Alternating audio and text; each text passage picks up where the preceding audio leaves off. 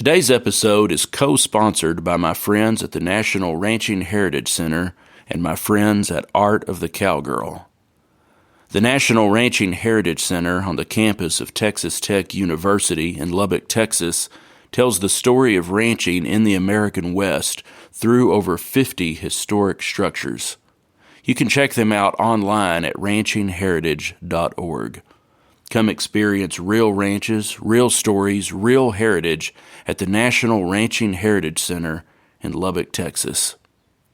Art of the Cowgirl is an annual event in Queen Creek, Arizona that celebrates cowgirls and their artistic contributions to the Western lifestyle.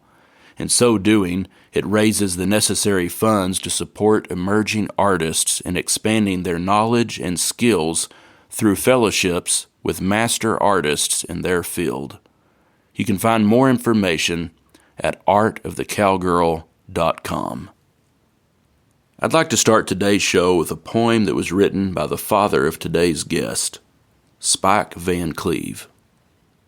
You'll hear more about Spike in today's interview, but this poem comes from the end of his wonderful book, 40 Years Gatherings, and it's entitled Home.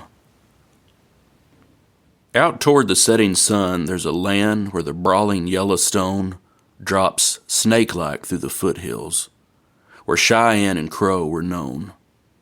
There's a strong voice calling, my son, oh come you home. A far-flung, spreading rangeland with its gray rims in the sun, where the song of the coyote lifts to the stars, and the slim, fleet pronghorn run. There is where I wish to be, for I love them, every one. Where the winter blizzard whips the snow on the slow herd drifting past, and the saddle pony trudges through the whirling, icy blast. It's all bred into my heart and soul. God grant it will always last. Where the sound of the cowboy's voice as he sings to the bedded steers, and the friendly sounds from a roundup camp come faintly to the ears. They all belong to a son of the range, a heritage great and dear. Where the smoke from red-hot iron on hide mounts in billowing swell, while the struggling cattle bawl in fear and the dusty punchers yell, the brand of it all is on my soul, easy to read and well. When my last circle is ridden, and I've hung up my saddle and rope, put me out on a short grass ridge with a sunny southern slope, and the stone that rests o'er my sleeping head will carry this verse, I hope. The riders are home from the milling herd, which fades in the darkening day. The ponies drank at the cool, clear creek and slowly graze away, while far from the sage-blue circling hills comes a coyote's evening lay. All is rest and peace at last, for a son is home to stay.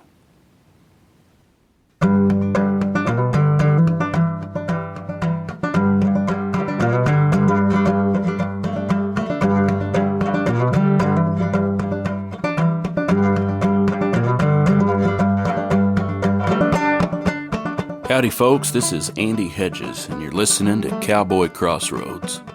On each episode, I interview a different guest and ask them to share stories and discuss music, poetry, and culture from the working cowboy West and beyond.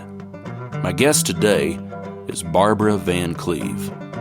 Barbara Van Cleve is a legendary Western photographer and author who was born and raised on her family's historic Lazy K-Bar Ranch on the east slopes of the Crazy Mountains near Melville, Montana.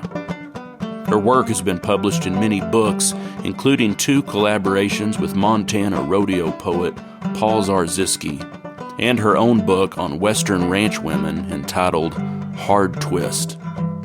In 1995, she was inducted into the Cowgirl Hall of Fame in Fort Worth, Texas, and in 2009, the Montana State Capitol named her a treasured Montana artist. I interviewed Barbara on stage in front of a live audience at Art of the Cowgirl in Queen Creek, Arizona on January 20th.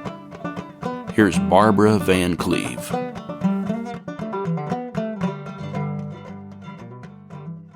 always say that I was born, which is true, at the end of the horse age. Drip, drip, splash.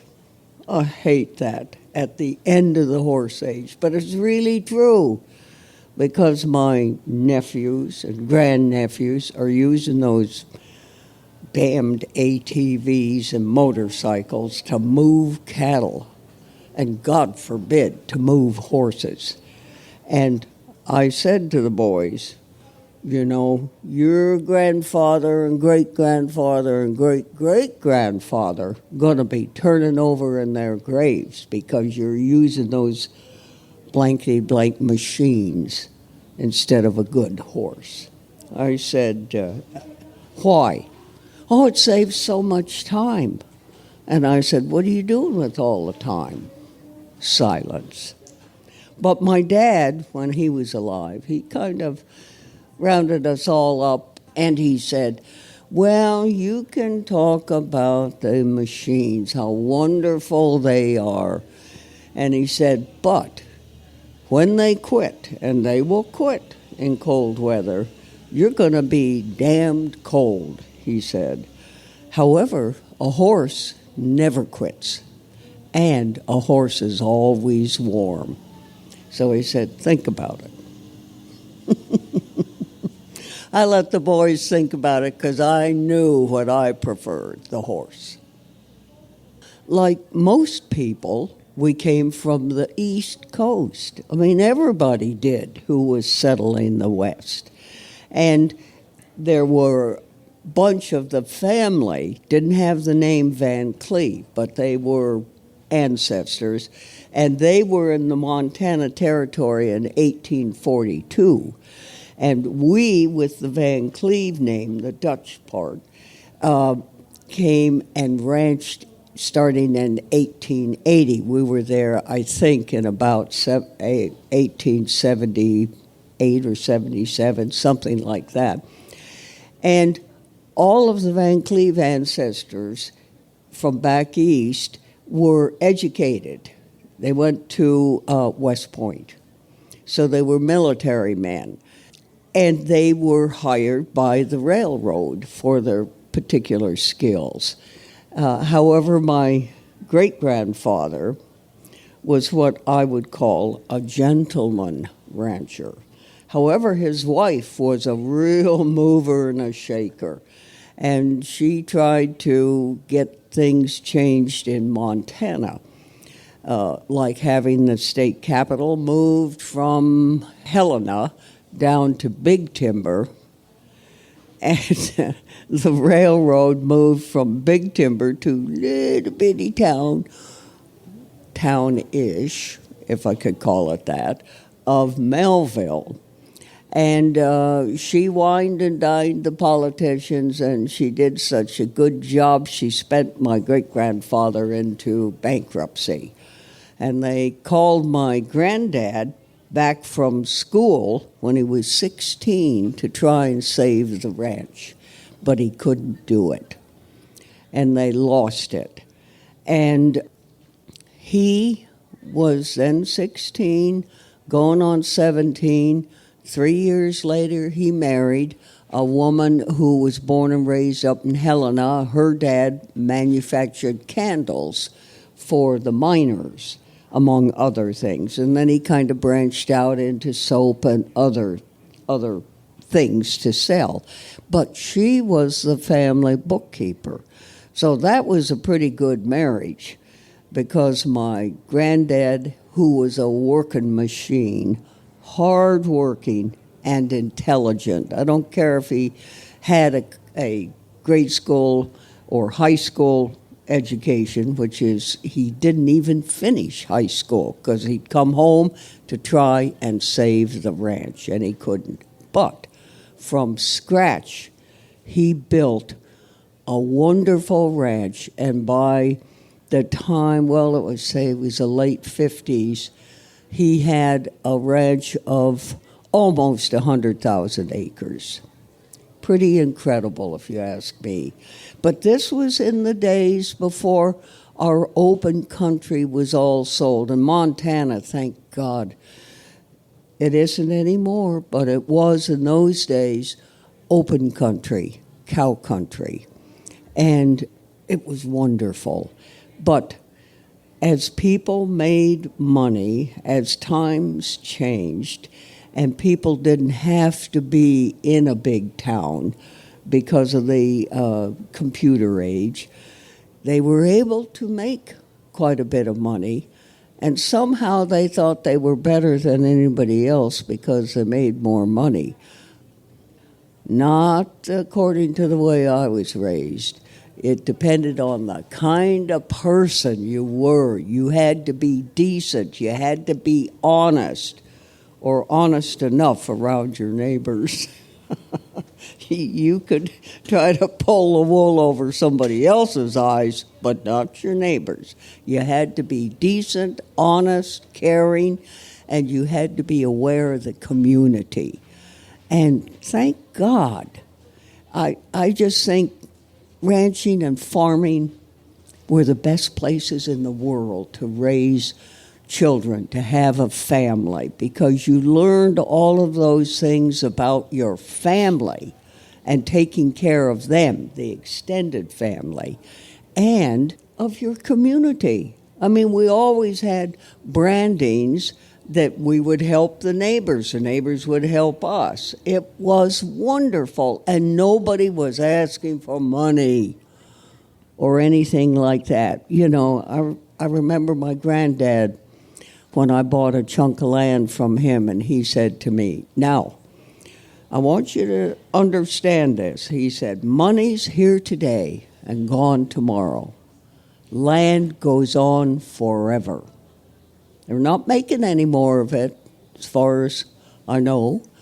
And he said, "And if you ever sell it, you'll never get it back." And he was so right. You know, it's that kind of wisdom that we have lost today, I think. And I think it's this stuff, money, that seems to dominate everything, rather than integrity and family and taking care of the extended family. You know, you just don't dump your grandparents or an aging parent in a facility. Come on. You know? Do you want to be dumped somewhere? Boy, I don't, and I'm fighting like a cat if they try to. I don't think they're going to, though. Well, that's enough on that. But the family was there. We've stayed and ranched in the same place. And the problem with a lot of ranches is they do get broken up because not all the kids want to keep the ranch. And I have to say, when I did a book, a photographic study on ranch girls, I was very, very pleased that the girls seemed to be the ones who wanted to keep the ranch together. The boys, now this is, I just want you to know I'm making kind of a sweeping statement about it. But it seemed like the boys wanted to go to town, draw higher wages, do less physical work. The girls didn't care. They wanted to keep the ranch. And that's a wonderful thing. I remember being so shocked when I read that the huge Wagner Ranch in Texas, huge, was being broken up by family. And I thought, oh, God. And then I just heard last night that it's being broken up again. What is the matter with people? As my granddad said, money's here today and gone tomorrow. And I think that's true. Why would you break up a beautiful, huge ranch, broke it up once, and now people, relatives, are thinking about breaking it up again. Oh my God. What a shame. What a shame. But I like to think, in our case, my nephew, his wife and children are keeping our ranch going. It did have to be broken up to, there were only 2 children my grandparents had, a boy, that was my dad, and a daughter, my aunt. And so the ranch was broken up into half was given to the daughter, half to my dad. And so they're both ranching, continuing to ranch. None of this selling the land for development. Oh, God. Development for what? So people can buy 40 acres and say they have a ranch? Pardon me, but that isn't it. And I heard about a guy not too far from us where I live in Montana, outside of a little town called Big Timber at the base of the Crazy Mountains, and on the other side of the Beartooth, which is beginning into Yellowstone Park. And this guy decided he wanted to ranch. He really wanted to ranch. He wanted to work there, wanted to do the work. And so he gave up sold his business back east, came out, got the ranch, and proceeded to do the work. Well, that only lasted about 2 years because the story I heard is that he said to his wife, "This is killing me. I got to give it up or I'm going to die out here." So he pulled in his horns and sold the ranch and went back east. Well, those of us who are raised on ranches know about hard work. And I never complained. It never made a bit of difference to me. I just knew that we kids had to work in order to help the family maintain the ranch. So the work wasn't really work. It was an awful lot of fun. Good days, good horses, good weather. But then you had to put up with the bad stuff. But you learned. You learned how to do it. It wasn't a big deal. It wasn't going to last forever. But you had the satisfaction of knowing you did, and I'm talking about myself, that I did my best to help my family maintain the ranch. And that's what I really wanted to do. I loved the ranch. I loved the life. I loved the horses because we had a thoroughbred quarter horse cross and appendix animal. They were great. And we had old-time quarter horse stock, Hancock, McHugh, Wagner blood. The Hancocks were sons of guns, though, because they were bucking machines. You just had to, as my dad said, hang and rattle, kid, hang and rattle. And so I hung, and I'm pretty sure I rattled. But eventually, that Hancock you would get through that. Then you had an incredible horse. And I've never forgotten it. And I've still got a bunch of the Hancock and McHugh blood mares that belong to me. And the mares, as Dad said, they can talk about the breeding on the geldings all they want to.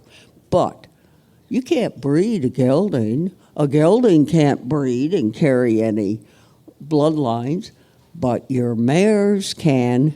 But Dad said you have to watch them because the mares have vapors too. Yeah, it's okay, but as long as you're aware of it, it was all right.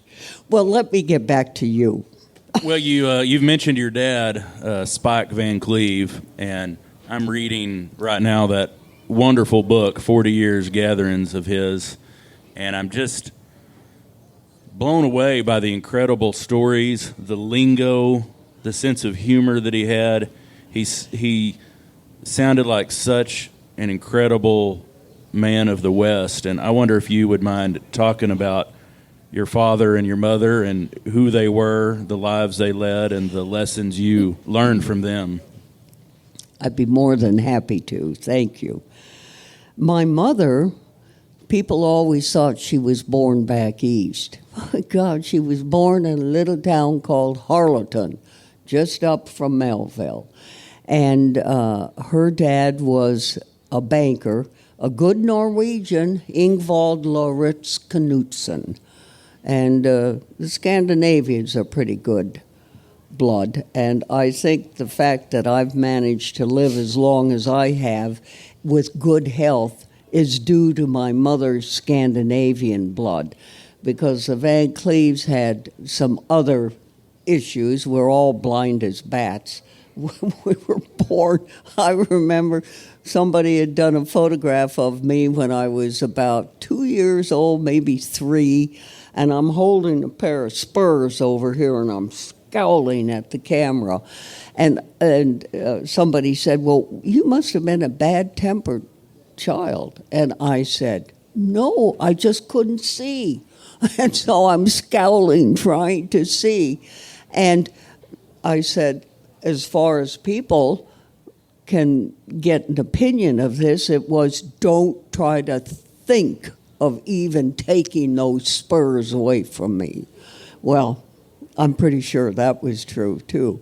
But when I finally was old enough to get a pair of glasses, then the world opened up. I could see clearly, and that was wonderful. But, I mean, you have to get along with those things. Mother's side of the family didn't have any problems like that. Her mother, well, my granddad on her side of the family died when he was about 38 or 39, I guess. And so her mother went to school, got a law degree by mail, the LaSalle School of Law in Chicago. That's where she got her mail degree in law.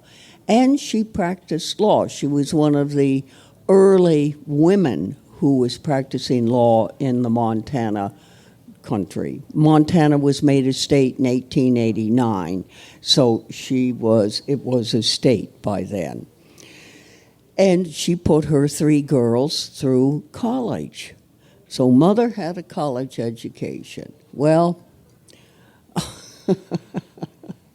the story goes that she was taking care of a group of Girl Scouts up in Half Moon Campground and was backing out of a tent. And my dad had come along, and he saw her trying to back out of the tent, and he waited until she got all the way out, and she turned and saw him. She said, yes, can I help you? And he said, well, I just wanted to see if the front end was as attractive as the back end. And I thought, my God, what a way, what a first line. How to make yourself noticed. But that was Dad. He was irreverent, always. But he also was a lot of fun. He taught us kids to have imagination. I remember when we'd have the fall of the year, we'd see a big, glowing golden moonrise. And he'd say, pointed out to us kids, and he'd say, aha, he said, the werewolves are out tonight. Well, we were winding up the windows in the pickup and trying to get all ready. And he couldn't have driven us out of the truck if he'd tried, because the werewolves were out. And then he taught us about the fairies who tattled on us, so that we wouldn't get anything from Santa Claus unless we straightened up and started to fly right, so to speak. And he would say, well, and he named one of the fairies was Adam O'Dell. And I must say I hated Adam O'Dell because he would tattle.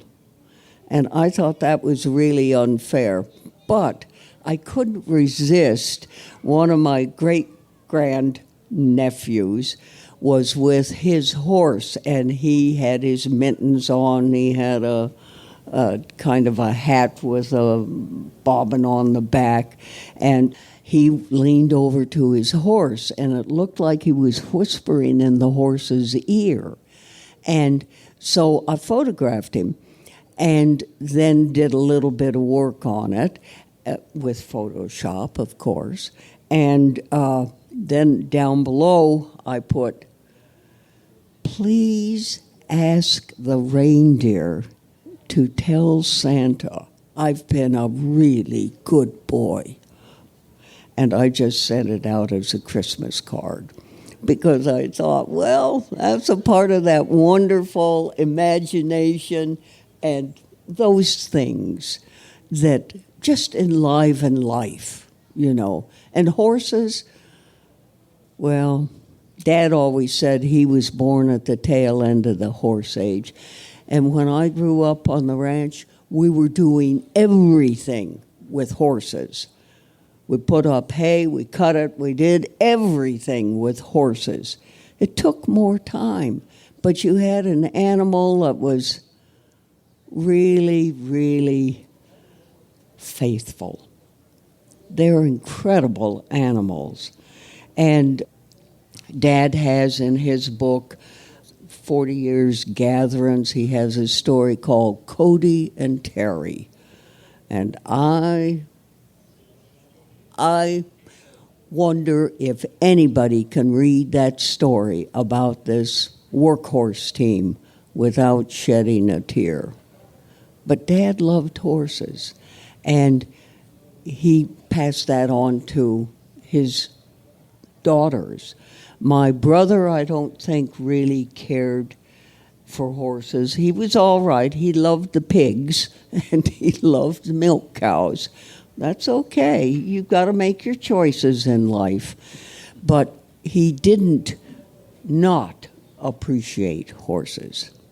He did, but he didn't care for them the way we girls learned to care for them. But, you know, in the old days, the only thing that was mechanical was the thrashing machine. You had to have that. But everything else was horse-drawn, horse-operated.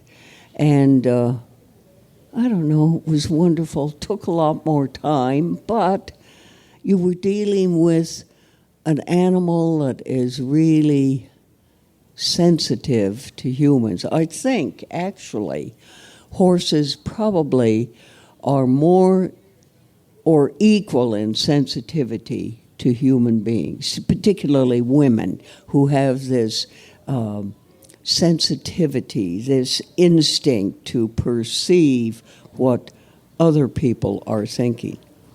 A horse can outthink you, I believe, any day.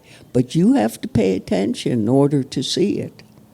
You know, you can't just wander around not paying attention.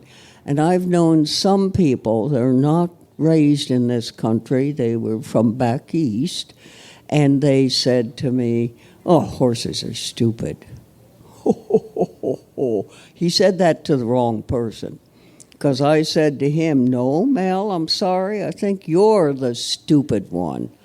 Well, we had quite an argument about it over the years. And I'm pretty sure he never changed his mind before he died. And I certainly didn't change my mind. And hopefully it's going to be another 18 years before I fall off my perch. Still be loving horses. Still be working with horses.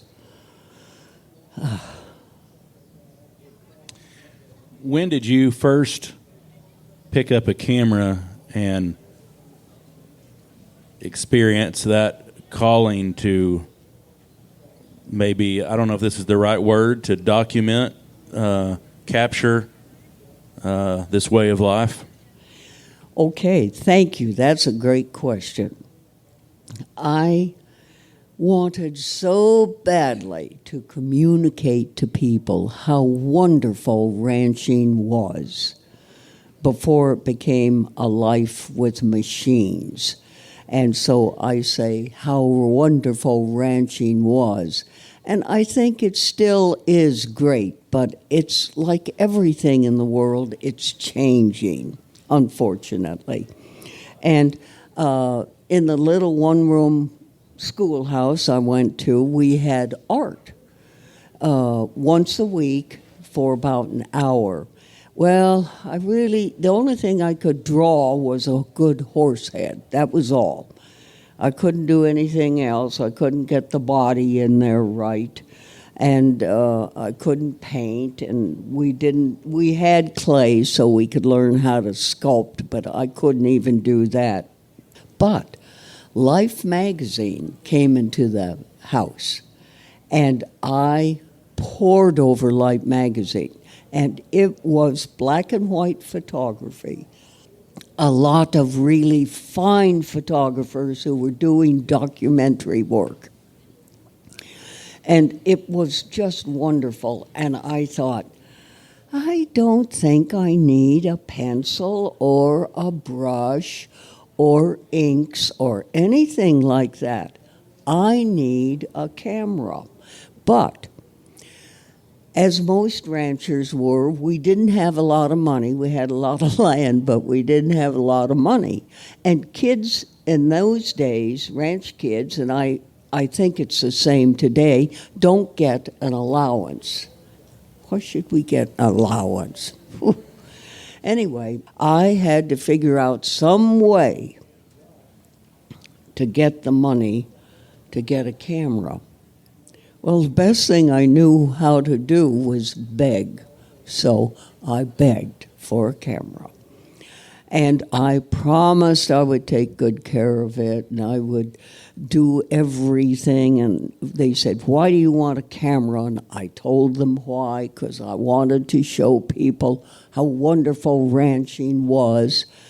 And so when I was 11, Mother and Dad gave me a Brownie box camera, Junior, for Christmas. And it was a Brownie box. It was a box for sure. I would never trade a horse, but I did trade my camera to get a better camera over the years. And I did do that, and I had gotten rid of my Brownie box camera. So when the Museum of the Rockies recently gave me a big show, they found a Brownie box Junior camera to put up on the display with my hat and boots to show what I used from the start. And that camera, oh boy, I carried that around. That was really the thing. But it cost money to have the film developed, and I had to take it to the local grocery store, or not grocery store, the local pharmacy to get the film developed. Well, that cost money. So I had to figure out, how did I make the money to pay for that? So I worked out a deal with my dad. I learned a lot about dealing with him, and to watch out that I didn't get my clock cleaned, so to speak, by Dad. I learned how to deal. And I made a point of carefully composing the photograph. So I was a one-shot photographer. I did one shot, and I tried to make it the best shot I could.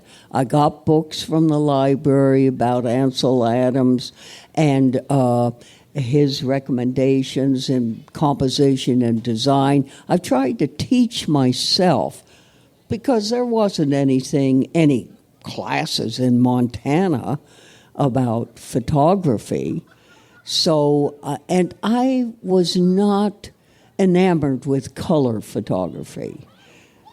I much preferred black and white, and I think it's probably because I saw so much of Life magazine that came to the house on a regular basis. And I came to appreciate black and white for the composition and the design of it. Color could lead you astray with the yellows, the reds, the greens, the blues, and you'd end up following the color rather than the composition. So oftentimes people don't appreciate my comment that, well, black and white is more intellectual. Oh boy, that really stirs people up. And I just say, too bad. Too bad. But occasionally I shoot color because I have a weakness for the purple clouds of the fall and the purple mountains. I love my mountains, the crazies. And I know them almost inside and out from pack trips I've taken from, oh God, they're just, I can't imagine living somewhere without mountains to kind of hold you in and comfort you and embrace you. That's how I feel about them. At any rate, to get back to, see, I wandered off again, to get back to this business of the one shot. And I really followed that for years, trying to make one shot. Well, a part of our ranch business, we got into guest ranching. It was a crop, another crop, if I can call it that. But we got people from primarily New England. They had family names, they were important in politics and what have you, and they had a lot of money, but totally unimpressed with themselves, totally, which was wonderful. They were good riders, both the men and the women, and when they went on pack trips, they didn't need air mattresses and all kinds of fancy this and fancy that, foods too. They just enjoy being out. That's what they wanted to do. And those people were really incredible.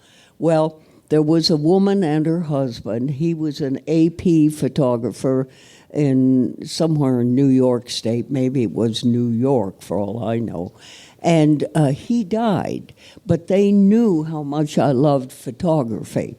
So she brought to me this last summer, she came to the ranch, his 4x5 speed graphic camera. So I had a 4x5 camera. Well, it had a 127 millimeter lens, which was pretty wide. And I really had to move up on horseback to get in, to get close enough to what I wanted to photograph. But on the other hand, to photograph when we were bringing in a bunch of horses, 50 head or so, then it was great to have that wide-angle lens so I could get the whole thing, plus the mountains in the background. So I learned how to do that, but I also learned how to carry my camera on horseback, how to use it on horseback, and fortunately I had good horses that responded to me when I asked them to whoa, so I could make my shot. And this went on for some time, and then I branched out to carrying a spare lens with me. And I had a modest telephoto lens, and then I had this spare lens that was a wide-angle lens, and I carried it in a saddlebag. Well, the first time I did it, by the time I got home at the end of the day, I had several pieces of glass, a bunch of little bitty screws, and some aluminum rings. And I thought, I can't do that. So I decided I better break down and get a zoom lens. And to this day, I use a zoom lens, but I saved my money so that I could get the best possible lens, zoom lens. And a lot of people, some photographers, kind of sneer at that. And I say, well, you go on ahead. Let's see what you can get. The proof is in the pudding, so to speak. And they spent their day out there, did their shooting, and they saw where I was coming from after that. So I didn't have to explain anything to them. And I continue to do that, shoot with the zoom lens, because on horseback, that lens, I had the strap around my neck, then the lens sat here attached to the camera. I was always a left-handed person in handling the reins of my horse. Then I had this hand free, so if I saw what I wanted, I could get a whoa on my horse, get this hand to get the camera up to my eye, and go on ahead and shoot. Now that meant if I was moving, I was usually shooting at a faster shutter speed, 2,000th of a second or so. And I also learned that when you're galloping along on a horse, there's a point, a split second, where you're up and you stop literally, you hesitate. That's when you make the photograph. And I learned all kinds of little things like that were important, but worked for me. And that's what it's about, what works for you. And so I've done that, and it's not too tiring. I tried to use a 2 1/4 medium format camera, but my gosh, that's a heavy camera. And I don't need it today with the digital things that you can enlarge without problems. It's just amazing to me what the digital world has brought in. Unfortunately, anybody who has a cell phone camera thinks they are a photographer. They can just hold it up and snap a picture, and that's literally what they're doing, holding it up, snapping a picture, and they look at it and they think, oh, I got the color, I got what I wanted. Not very artistic, but they got what they wanted. So tons of people today think they are photographers because of that. It's okay if you have goals. And I think you have to have goals. I don't think you can wander in and just shoot. I've had a number of people, particularly foreigners, who want to help me carry my camera case, do this and that. And I said, I really don't need any help. Thank you very much. And I said, what kind of photography do you do? And so they'll direct me to their website. Well, anybody who's either on a horse or just riding along or in a vehicle can get the kind of photography they did. Just the backsides of riders, the backsides of cattle, just moving down the hill. There's nothing that really indicates that they know the life. And you know the old saying, photograph what you know best? It's really true, and it shows when you don't know it. And of course, I'm opinionated, and I can't help myself. I have to, if they ask, I have to tell them what I think, what I know, because I do know I've spent a lot of years doing this, and doesn't matter to me what anybody else thinks. Not now. It used to matter to me. But then I finally reached the point where I realized there are very few people who know ranching. And I happen to be from a ranch. I know it very well. I do a lot of shooting from on horseback. I've got good horses, well-raised horses, well-trained horses.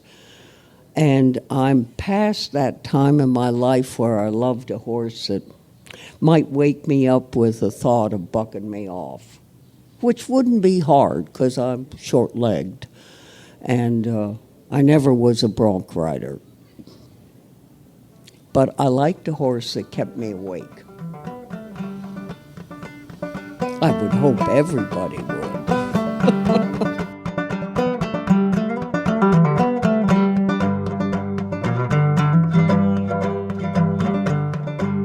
Barbara Van Cleve's first published book of photography in 1989 was a collaboration with rodeo poet and former Cowboy Crossroads guest Paul Zarzyski. It was entitled Rough Stock Sonnets. Their second collaboration in 1996 was entitled All This Way for the Short Ride. In the foreword to All This Way for the Short Ride, Teresa Jordan wrote these words: "All this way for the short ride cuts to the bone and reaches the marrow of pure meaning, the good of things, the bad of things, the interior world where good and bad can't begin to describe things. This book is about rodeo. This book is about life. It will last." I asked Barbara to talk about her collaborations with Paul Zarzyski. Well, my gosh, I did rodeo. I roped calves and, of course, barrel race. And his significant other, Liz Deer, introduced us down in Santa Fe, where I spent a number of winters, only winters. I was always back at the ranch in the summertime for 4 months as a rule. And Paul and I hit it off. He had a great sense of humor. He is a wonderful poet. It's free verse, and it's so rich in imagery and feeling. I think he's the best. I really do. And it's not that darned rhymed iambic pentameter that, it's kind of like galloping along with words, and it just gets very tiresome, in my opinion. But not free verse. Free verse is beautiful, the way Paul handles it. He was quite a bronc rider in his day, but he's changed it. He's given it up. He'd like to live a longer life in good health. And one way is to not ride broncs. But at any rate, we hit it off, and he wanted to do this book of poetry of rodeo. Well, I've always shot rodeo because I rope calves, and those were the days when you had to rope the calf. You were tied hard and fast to the saddle horn, and you hopped off, ran down the rope, threw the calf over, tied the two hind legs together, and then the timer dropped the flag, and that was it. But today, it's different. You just rope the calf, and it pulls the rope off your saddle horn that's just tied on with a string and a red flag. And when that flag leaves your saddle horn, the timer drops the flag, and that's your time. There's none of this business of having to go down the rope and throw the calf. What a shame. Oh, my. At any rate, that was a natural for me to photograph. And I like to be in the arena, watching out so I didn't get run over, although a couple times I nearly did because I was down low to get a different angle. If I had to have a high angle, of course, I had to either be on a horse, which they didn't want me to be out in the middle of it there, and I didn't want to climb up on a fence post or anything. So it was down low to get a particular angle. And it was a natural for me to go photograph rodeo. So I showed Paul some of my work. And I said, I'd love to collaborate with you. And I said, you can crop these photographs if you feel there needs to be anything cropped. Well, Paul, bless his heart, said, oh no, I'll just take it as it is. You choose. So that started us, and we did several books together. And, God, he just has such a way with poetry that gets to the heart, tugs the heartstrings. It's just beautiful. And I had my dead brother's dog, and I had taken her. Nobody wanted her on the ranch. They all had their own dogs. So I took her, and she thought, oh boy, this life is pretty good. I get to be in the house, and I get fed regularly, and oh boy, this is the berries. So I had that dog, and I walked with her, did everything with her. She was a wonderful animal. And then she developed some sort of a cyst in her body that the vet said was inoperable, that it would just enlarge, crowd the other organs, finally burst, and she would die almost instantly, he said. I hope it was right. And she did die very quickly. And Paul wrote a poem that was about a horse. No way to bury a dead horse. I'm not giving you the correct title there because I can't remember it. But it was beautiful. And it was heart-rending because in my life, I've had to put down an awful lot of horses. And I do not like putting a horse I know and love down. But it's necessary. You've got to be kind. When you care about animals, I think, particularly animals who've worked for you and with you most of your life, because they live a lot less long than we do. The oldest horse I ever knew was 35 years old, and that was a horse that the guest men loved. She threw her head, and she'd throw slobber all over their hats and shirts, and they loved her because they could come back and say, yeah, I rode her, look at her, and she just loved showing off. But then she simply died out there on the range. My granddad believed in winter kill, taking care of the horses. And I don't think he ever shot one. He had his most favorite mare who had a foal, and they were hit by lightning.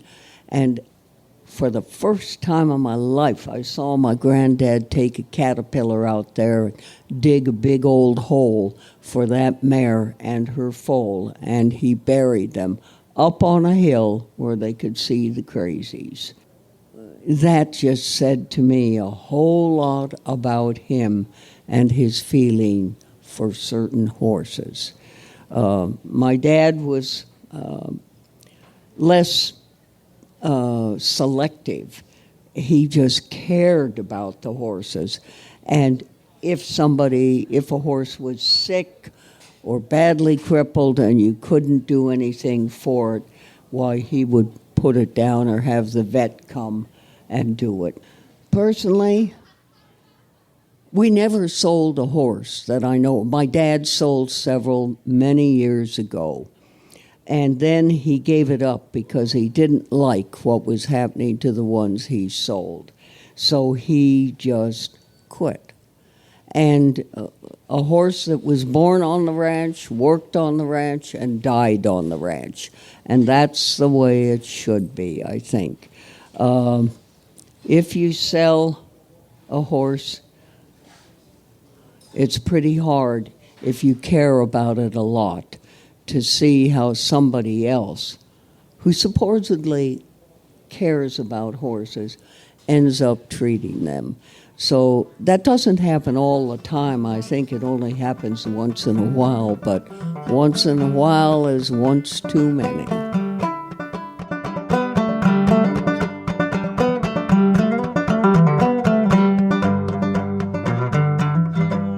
In her 2016 book of photography, Pure Quill, Barbara Van Cleve wrote these words about her craft.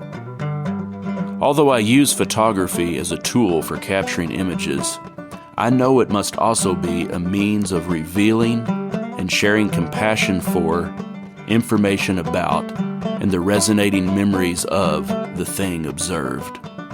All vision, which includes photographic vision, has a spiritual content. I believe passionately that this kind of vision honors the single moments of human existence, no two of which are the same. Photography is a gift that comes with equally as much responsibility. I want people to know through my photography, number one, how I cared about this life and still care about it and always will. And I would like them to look at the images carefully so they can see what it's really about. Because I've photographed it in rain, in mud, in all of that. But people will think, oh, that's beautiful, a muddy boot and spur, that's beautiful. Okay, then see it that way, because even in the bad weather, there are things that are beautiful about the life. And I like to think that I have captured that photographically because I care about it so much. And I'm so glad that I have grandnieces and grandnephews and great-grands who are going to carry this on and keep it going. I know things are going to change. I don't like most of the change. I'd like to see factory farming stop. I'd like to see people going to the ranchers, to the farmers, and buying directly from them, taking the animal to town to get it slaughtered in town, some little business that is doing this, so you can help keep the little towns alive, too. There is a tendency, I think, for the younger generation who can hop in their trucks and they say, oh, well, I'm going to Bozeman or Billings, I'm going to get a new set of tires. Well, they get up there or down there, and then they think, oh, my gosh, yeah, well, I better go to Costco and pick up this, that, and the other thing. And I'm hoping that that will change and people will think more in terms of keeping our little towns alive, our communities alive and functioning. Because do you want to live in a high-rise? Not me. Of course, I'm not going to live long enough to live in a cotton-picking high-rise. And I don't think you'd really like it either if you ever had to. I had a little time when I was in college, well, not college, but grad school in Chicago. Oh. The one good thing is that it was on the edge of a lake, so that I could look out over all of this expanse without high-rises. But then I looked the other way, and there were all the high-rises. And as my dad said to me, oh, sure, you're going to love it in the big city. There are all those museums and all those wonderful things. And he said, but I give you about 2 years, and then you'll be ready to come and stay on the ranch. And Dad was absolutely right. But Dad had been to Harvard, but he didn't finish because he heard some fella was courting my mother back here in Montana. And Dad was second year at Harvard. Well, he just quit it and came back here and went to courting right away. Well, I told you that early story about I want to see if the back end looks, or if the front end looks as good as the back end. Well, I think he straightened up and got a little better approach to the business of courting because he did talk my mother into marrying him. But he had been back east. He knew what it's like to be away from the ranch. And in his book, 40 Years Gathering, there's a poem at the end that says, "A son is home at last." And he wrote it for after he died. It was supposed to be there. And it was, and it is, and it's true.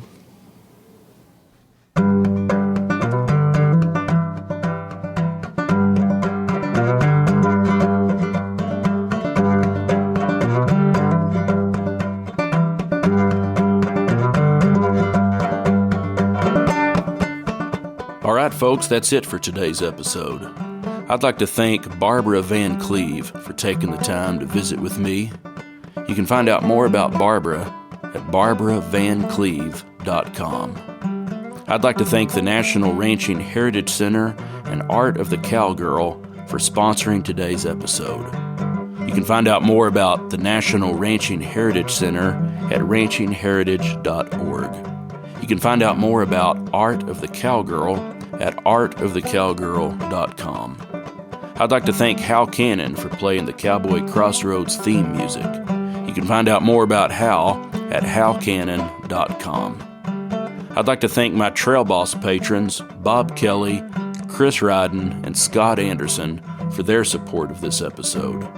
If you're enjoying Cowboy Crossroads and would like to help me keep it going, you can become a patron at patreon.com/Cowboy Crossroads. That's patreon.com/Cowboy Crossroads. You can also make a donation on my website at andyhedges.com. If you'd like to contact me with a question or a comment or a story, I'd love to hear from you. Send an email to andy@andyhedges.com. Thank you for listening to Cowboy Crossroads.